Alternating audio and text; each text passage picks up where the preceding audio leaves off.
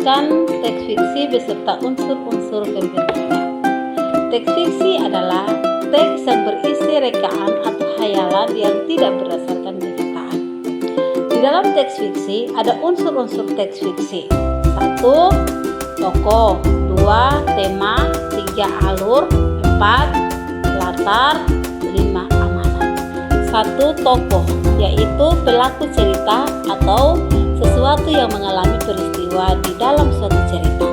2. Tema, yaitu dasar cerita atau sesuatu yang menjadi pokok terbentuknya suatu cerita. 3. Alur, yaitu rangkaian peristiwa atau kejadian yang terdapat dalam suatu cerita.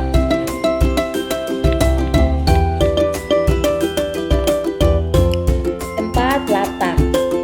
Latar yaitu keterangan yang menjelaskan keadaan dalam suatu cerita. Latar dalam teks fiksi terbagi menjadi 3, yaitu latar tempat, latar waktu, dan juga latar suasana. 5. Amanat. Amanat yaitu pesan yang terkandung dalam sebuah cerita. Menjelaskan jenis-jenis teks fiksi. Yang pertama, cerpen. Cerpen adalah cerita pendek yang berisi cerita tokoh pada suatu kejadian. 2. Novel.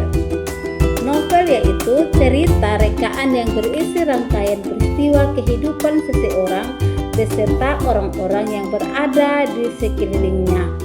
3. Fabel. Fabel yaitu cerita yang menggambarkan watak manusia yang tokohnya diperankan oleh hewan. 4. Legenda.